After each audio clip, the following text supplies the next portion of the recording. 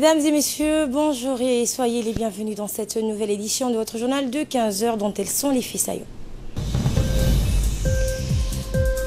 Sous la présidence du président de l'Assemblée nationale, une conférence des présidents des différentes commissions et des présidents des groupes parlementaires s'est tenue ce jeudi 31 mai. Et cet attentat en Belgique qui a été revendiqué par Daesh. Bonjour et merci de nous accueillir chez vous. Sous la présidence de M. Mohamed Ali Hamad, une conférence des présidents des différentes commissions et des présidents des groupes parlementaires s'est tenue ce jeudi. Lors de cette conférence, le gouvernement a été représenté par le Premier ministre Abdelkader Kamel Mohamed. La conférence des présidents s'est penchée en premier lieu sur la transmission à la commission permanente compétente de 3 projets de loi en instance d'examen.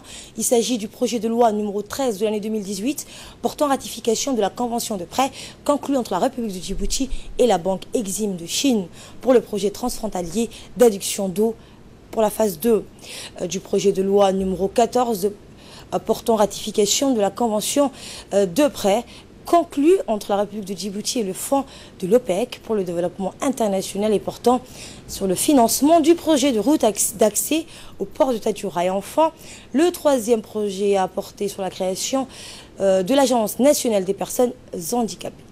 Et dans un second lieu, la conférence a fixé la date du lundi 11 juin 2018 pour l'examen et le vote des projets de loi dont l'étude a déjà été effectuée par la commission permanente.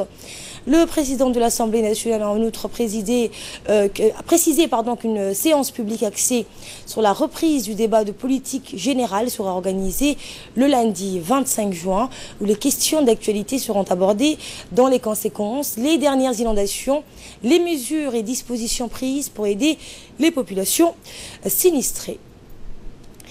Le président de l'Assemblée nationale, Mohamed Ali Hamad, a par ailleurs reçu aujourd'hui la délégation somalienne conduite par le ministre des Affaires étrangères de ce pays, Ahmed Issa Awad, qui a entamé hier une visite de travail dans notre pays. Eh bien, les relations entre la République de Djibouti et la Somalie, ainsi que les efforts menés pour assurer la renaissance des institutions somaliennes, était au centre des entretiens. Le chef de la diplomatie somalienne avait été reçu hier par le chef de l'État Ismaël Omar Guelleh. Plusieurs accords de coopération entre les deux pays ont en outre été paraphés hier au département des Affaires étrangères.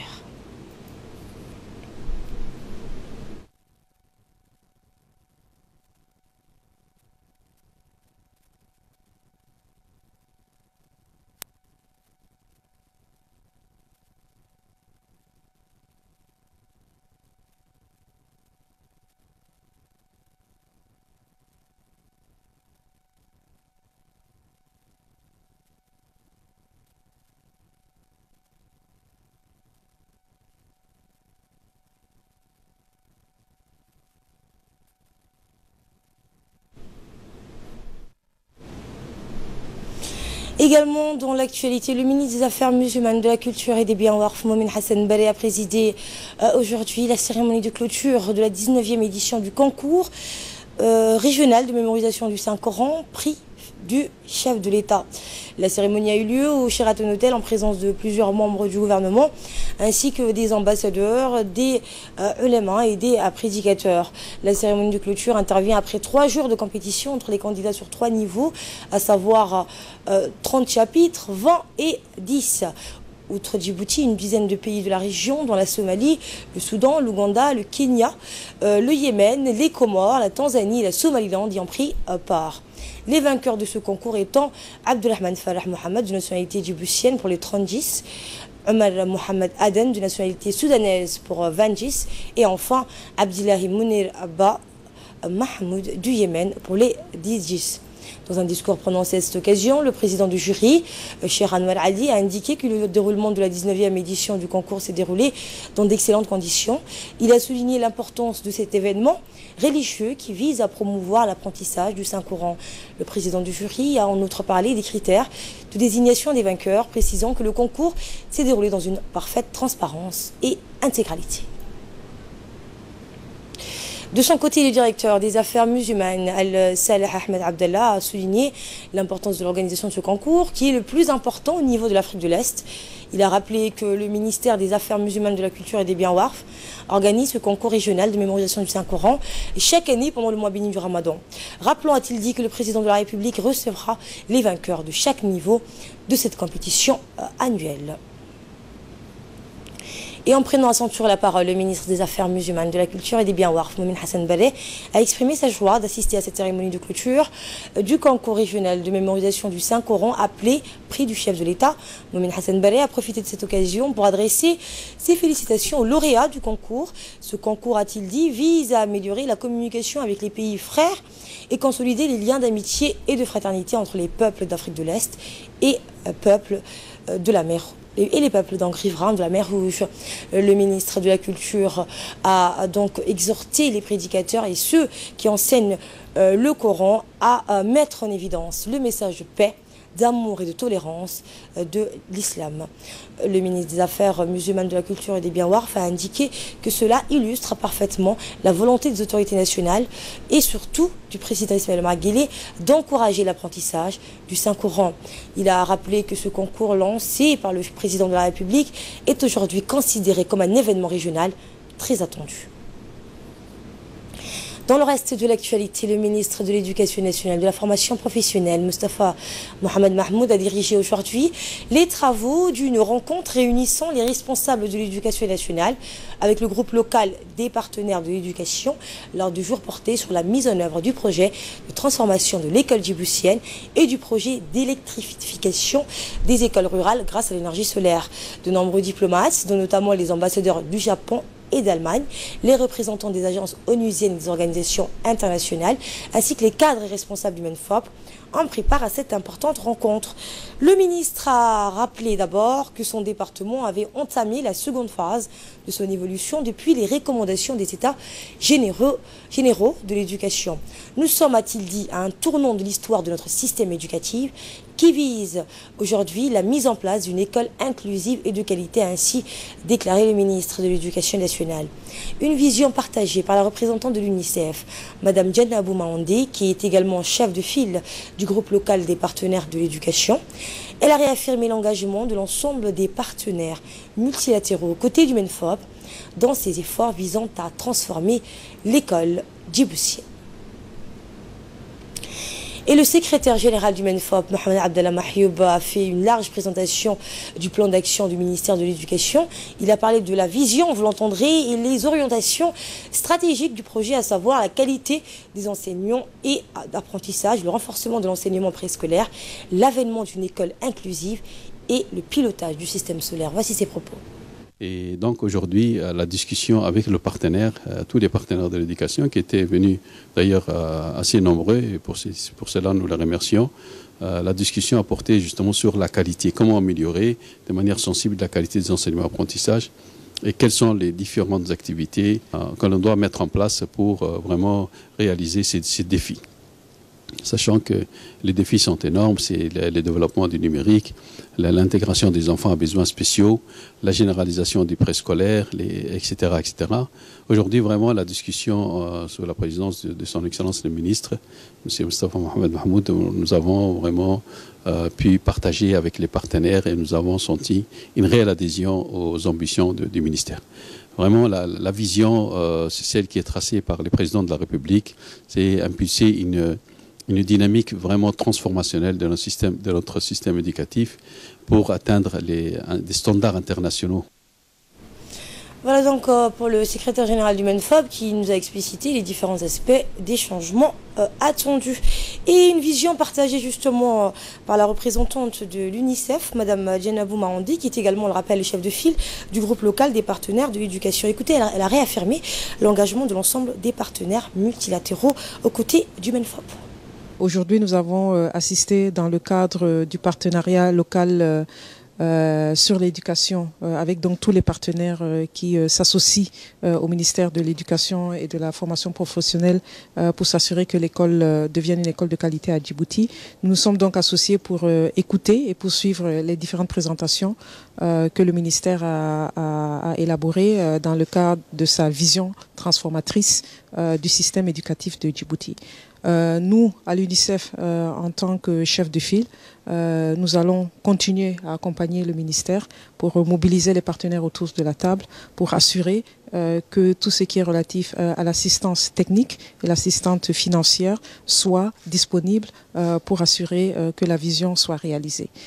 Ça, c'est dans un premier temps. Mais dans un deuxième temps, nous continuons, en tant que partenaire clé du ministère, à travailler avec le ministère au quotidien, auprès de ses équipes, pour regarder ensemble non seulement les progrès qui ont été réalisés, mais à quel niveau se trouvent les défis, pour qu'ensemble nous puissions trouver des solutions concrètes à tous ces défis-là. À Tadjoura, le conseil régional de Tadjoura de la région donc, a procédé hier à la distribution de dates à 500 familles vulnérables. Et pour nous en parler, Choukri est avec nous sur ce plateau. Bonjour Choukri. Bonjour Asma. Alors là, ce don est octroyé par la première dame, Choukri. Oui, effectivement, la première dame du pays, Madame Khadra Mohamed Haïd, a octroyé un don de 500 dates pour 11 localités de la sous-préfecture de Dora. Le transport des cartons de dates a été assuré par l'armée de Biat de Tadjoura, le colonel, sous la supervision du colonel Ali Chihim, qui a mobilisé le convoi militaire pour acheminer et distribuer l'aide dans ces 11 localités que la présidente de l'Union nationale des femmes du Bussienne, Mme Khadra Mohamed Haïd, a bien voulu octroyer ce don des dates à l'occasion de ce mois béni du Ramadan. À l'arrivée dans Kabalhou, le président du conseil régional a remercié le général Zikri Cheikh Ibrahim qui a également donné où le Ali Chihim a été bien sûr sous les instructions du général Zikri. Ils ont accueilli chaleureusement M. Ali Dini et M. Mohamed Abdallah, élus locaux de cette région. Le président du conseil régional de Tadjoura, M. Omar Hussein, a remercié affiliément la première dame, Mme Khadra Mohamed Haïd, pour son aide. Enfin, la population bénéficiaire a remercié la première dame, Mme Khadra Mohamed Haïd, qui a pensé à eux pour ce mois béni du Ramadan. Donc ces bénéficiaires de ce don alimentaire qui étaient très émus et très touchés par ce geste noble de la première dame du pays, présidente de l'Union nationale des femmes du Bussienne, Mme Khadra Mohamed Haïd, ont remercié Mme la première dame, la population de Balhou, une zone reculée à la frontière éthiopienne, a largement remercié pour cette aide octroyée par la première dame. Femmes et hommes vieux ont loué ce geste fort de la première dame qui va permettre, ont-ils dit, la rupture du jeûne dans les meilleures conditions. Auparavant, certains habitants, ont-ils dit, rompaient le jeûne avec de l'eau et des galettes secs dans ce secteur où la pauvreté est criante. De plus, depuis la rupture des rations alimentaires du PAM, la population souffrait beaucoup de la faim et le repas de foutour décent était un luxe, ont-ils précisé. L'octroi de ce don alimentaire de la première dame va changer la situation. La rupture du jeûne est un des piliers de notre religion islamique, se fera dans les meilleures conditions pour ces familles. Outre l'aide alimentaire, la population s'est réjouie de recevoir des ustensiles, des cuisines très utiles dans les foyers. 11 localités donc reculées ont pu bénéficier de ce don alimentaire de la première dame octroyé par la première dame, Mme Khadra Mohamed Haïd, qui va soulager sans aucun doute et améliorer les conditions de vie de nombreuses familles démunies, surtout en ces périodes du mois béni du Ramadan. Asma. Merci Choukri pour ces précisions. Et cet incendie, avant de clore l'actualité nationale, un incendie s'est déclaré vers 9h du matin aujourd'hui au quartier 7 bis, le feu ayant détruit 8 maisons. Aussitôt prévenus, les sapeurs-pompiers se sont rendus sur les lieux du sinistre. Ils ont reçu le soutien des techniciens d'électricité de Djibouti qui ont coupé le courant électrique dans ce secteur d'habitation. Les soldats du feu ont rapidement maîtrisé l'incendie. Or, la destruction par le feu de 8 maisons en planche, aucune perte humaine n'est fort heureusement à déplorer. Les familles sinistrées devront être prises en charge par la sous-préfecture pour les loger momentanément. Avec l'arrivée de la forte chaleur, la direction de la protection civile demande à toute la population djiboutienne de faire preuve d'une plus grande vigilance. Actualité africaine et internationale avec Ahmed Hamed. Bonjour à vous. Bonjour Asma. Et on va commencer au Zimbabwe où ils sont aux urnes le 30 juillet. Les élections générales d'Ankasma, locales, législatives et présidentielles, se tiendront le 30 juillet prochain, exactement au Zimbabwe. Les premières depuis la démission de Robert Mugabe, qui a régné sans partage donc, sur ce pays d'Afrique australe pendant plus de 37 ans. Et des élections dont l'enjeu semble de taille Asma, tant il s'agira de jauger donc, les avancées démocratiques réalisées par le Zimbabwe après le départ de Robert Mugabe, contraint à la démission par l'armée en novembre dernier. Un Robert Mugabe, dont la gouvernance électorale était sévèrement critiquée par les Occidentaux, tant le vieux lion s'opposait ostensiblement à l'arrivée des observateurs internationaux, surtout occidentaux. Et pour Emerson Mnangagwa, 75 ans, il s'agira de donner une sorte de légitimité à son pouvoir en se faisant élire de manière démocratique selon le crocodile. Mais le crocodile devra donc rivaliser d'ardeur avec plusieurs opposants, dont Nelson Chamisa, 40 ans, chef du mouvement pour le changement démocratique, principal parti de l'opposition, dont le président fondateur Morgan Tsvangirai est décédé en février dernier des suites d'un cancer du côlon. Et Daesh qui revendique Ahmed l'attaque de la ville de Liège en Belgique. Effectivement, l'État islamique a revendiqué donc l'attaque de Liège de mardi où un délinquant multirécidiviste est radicalisé, a assassiné 2 policières et un étudiant. Les enquêteurs cherchent à établir si l'assassin a pu bénéficier de complicité ou si les enquêteurs cherchent à établir le soupçon d'avoir tué à coups de marteau un toxicomane la veille de son passage à l'acte. À Liège, une cérémonie donc a eu lieu où en 2011, un marginal avait ouvert le feu sur la foule et tué 5 personnes avant de se donner la mort. Willy Demeyer, bourgmestre de Liège, a indiqué donc, je cite, « En laissant à la fois choqués et en laissant solidaires et en laissant aussi avec des questions par rapport à la situation de l'auteur, il faudra que l'enquête en cours au niveau du parquet fédéral aide à répondre à ces questions », a-t-il indiqué à ce moment. Et aux États-Unis, s'agissant du sommet Trump-Kim, une question alors primordiale se pose, est-il possible de concilier leurs positions ? Américains et Nord-Coréens vont-ils parvenir donc à fixer un ordre du jour partagé sur le sommet du 12 juin qui doit avoir lieu donc à Singapour? Rien n'est moins sûr, Asma. Aucune déclaration à la presse n'a été faite après la première rencontre entre le bras droit du dirigeant nord-coréen, le général Kim Yong-chol, et le secrétaire d'État américain Mike Pompeo. Kim Jong-chol a été vu donc à l'aéroport JFK, puis dans les rues de Manhattan à New York, où il a dîné avec Mike Pompeo dans une tour près du siège des Nations Unies avant de se retrouver cet après-midi pour reprendre les discussions. Le chef de la diplomatie russe, donc Sergei Lavrov, doit aussi se rendre ce jeudi à Pyongyang et Trump doit rencontrer le Premier ministre Shinzo Abe le 7 juin prochain à la Maison-Blanche. Et sport pour finir, au Sénégal, et Sadio Mané au service de sa communauté.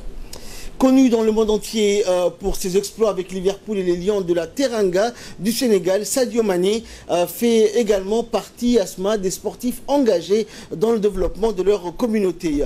L'infrastructure encore en chantier comprend 10 salles de classe, un grand terrain de football, donc un complexe sportif, une bibliothèque. Coût total de cet ouvrage devant accueillir 500 élèves, 152 millions de francs CFA, soit 270 000 euros. La construction d'un hôpital à Bambali fait partie des prochains objectifs de Sadio Mané. À 26 ans, le finaliste de la Champions League européenne en 2018 avec les Reds de Liverpool jouera sa première Coupe du Monde cet été en Russie. Et pour terminer, à ce moment, nous allons toujours parler sport, mais cette fois-ci du Real Madrid. Zinedine Zidane, l'entraîneur du Real Madrid, vient d'annoncer donc il y a quelques instants lors d'une conférence de presse surprise qu'il ne sera plus l'entraîneur du Real Madrid la saison prochaine, alors qu'il venait de remporter sa 3e Ligue des Champions consécutive avec son équipe. Une très grande et une très lourde nouvelle également pour les amoureux du ballon rond et bien sûr du Real Madrid. Merci Ahmed pour ces précisions. Voilà, c'est la fin de ce journal. Merci à vous de l'avoir suivi.